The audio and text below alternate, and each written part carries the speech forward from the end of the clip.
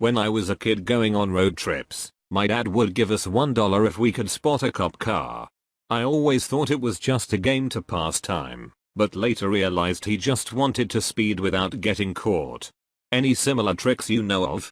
Growing up, my mom and I had a game to see who could find the cheapest version of whatever was on the grocery list.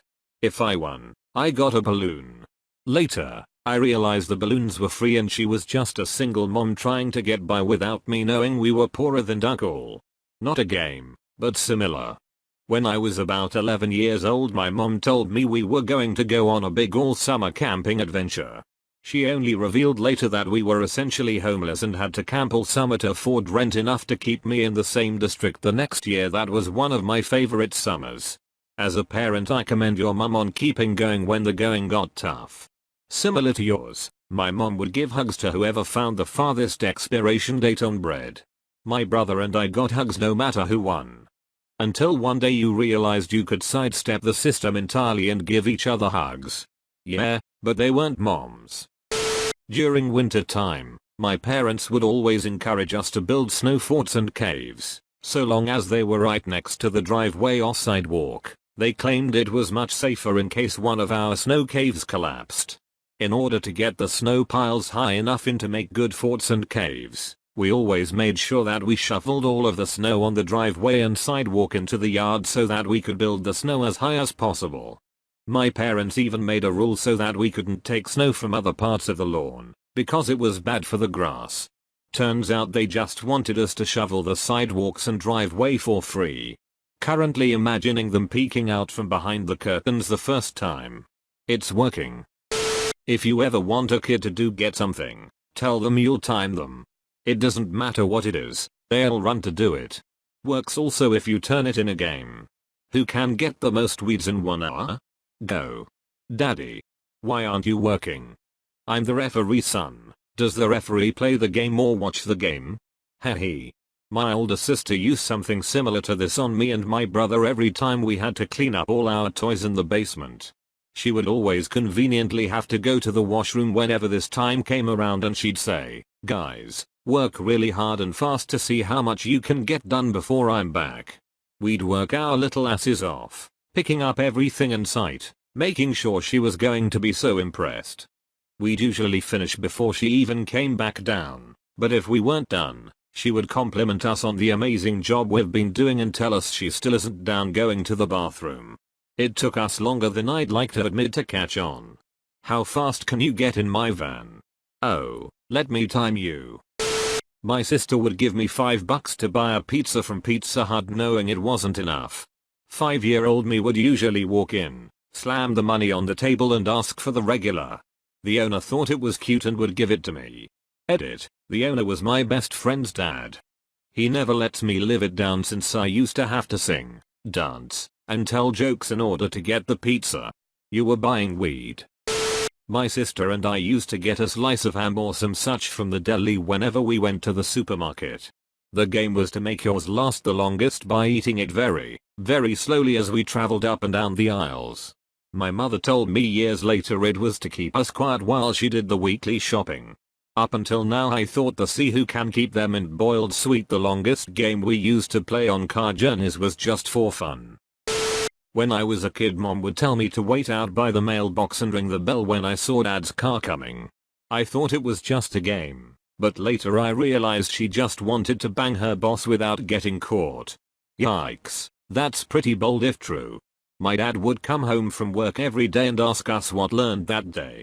If it was something he deemed valuable, he'd give us $1. So of course we thought we were putting one over on my dad when we'd pour through the Encyclopedia Britannica, the old man's version of the internet, looking for something interesting so we could earn our $1.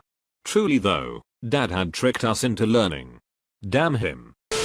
Growing up, my dad used to tell me that I had to feed the vacuum cleaner or else it would get hungry and starve. As a result, I regularly walked around with a dustbuster cleaning every little stray piece of dirt on the rug. This, however, backfired when I ran out of dirt and started vacuuming food from the refrigerator. Vacuuming food from the refrigerator. This is actually the job of teenagers. I'm 26 and I still do this. Someday when my metabolism fails, I'm going to instantly weigh 400 pounds. My dad would tell us that if we fell asleep he could make the car fly. Listen up kids, every time you close your eyes I gain magic powers. Awesome, right? So that is why mommy always squeals when we pretend to sleep. Mom, that's not magic sweetheart. That's acting. If you're getting sleepy on a long drive, hold your wallet out the car window. Arrested for soliciting a prostitute. My brother and I would race to the fridge to get my dad a beer and whoever did it the fastest got the first sip. It tasted terrible but it didn't matter, you still wanted that sip. So many things I see wrong with this now. I can spare a sip, I've got 2 beers coming. What's wrong with getting your dad a beer, as long as it isn't 6 times a day? Also, what's wrong with having a sip of beer? Probably healthier than tap water. Maybe that's just the German in me though. Americans don't know how to alcohol. Oh yeah? Well, Europeans don't know how to methamphetamine. I babysit kids. Most effective trick to get a kid to fall asleep. Go in your room and just pretend to fall asleep, and if you're really good I'll give you cake in the morning. I was never there with the cake. Portal joke here. When taking long car journeys, my dad would play a game with us where he'd pick a spot in the far distance and we had to close our eyes and guess when we got to it. I only realized recently he was carving out some peace and quiet for himself 2 minutes at a time. Actually that sounds fun, and potentially useful later in life, being able to estimate relative motion. Totally useful if you get kidnapped in Istanbul. It's Istanbul in my native tongue. Me bad I guess, English is tug. There is this joke, sorry for the translation if it is not accurate, English is not my first language. Parents want to have some sexy time but their kid is also in the apartment. So they told him, Johnny, please go and stand on the balcony for 20 minutes and make a written report of all the things you see outside. You will then make $10 for this. Johnny agreed. Parents did what they wanted and then they proceed to reading Johnny's report which said, Browns must also be ducking right now, because their kid is on the balcony writing a report. We say that the flashing red light on the smoke detector is when Santa is watching. How do you know it isn't? My dad would offer up a game on road trips called No Talk. The one who spoke the least would get $5. There was also a version for not using the bathroom but after my brother shut his pants on the way to Italy that game was forbidden. Literally backfired. At my parents' house, there's a small cemetery at the end of our laneway, just off our property. It was pretty old, the last person to be buried there would have died before 1900. When I was a kid, my older sister and I used to play on the tombstones, particularly on the largest tombstone that was basically just a list of the people who had been buried there.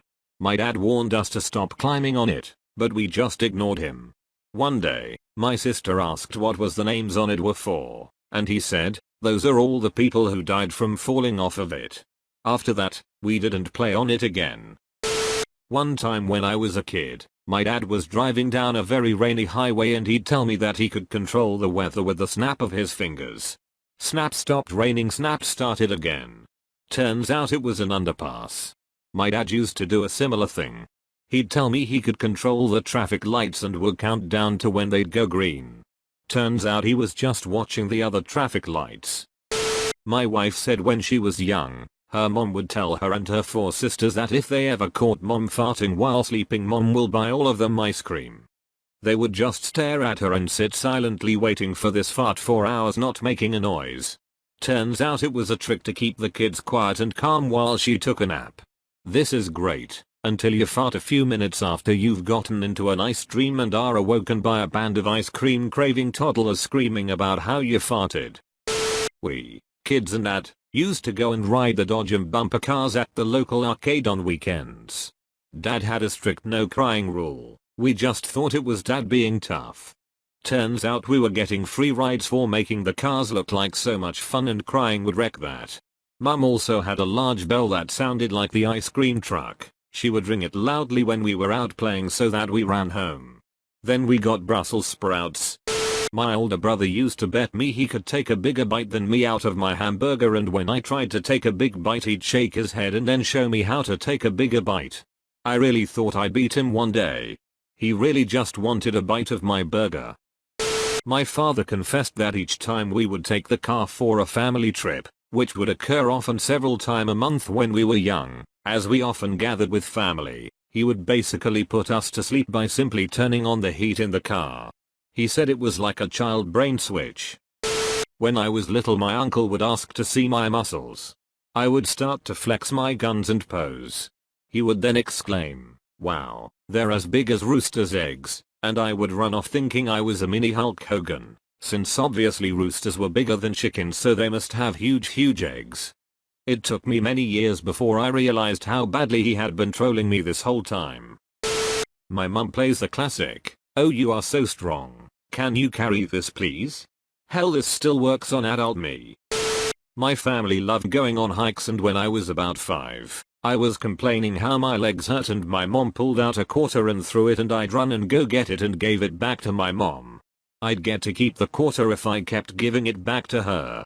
Ah yes, playing fetch for Jewish kids. If you want a kid to shut up, ask them if they can whistle. Most of the time they can't and will spend a few minutes quietly blowing air out of their mouths instead of getting kicked in their annoying faces. Then, once they figured out how, you are going to want to kick your own face in.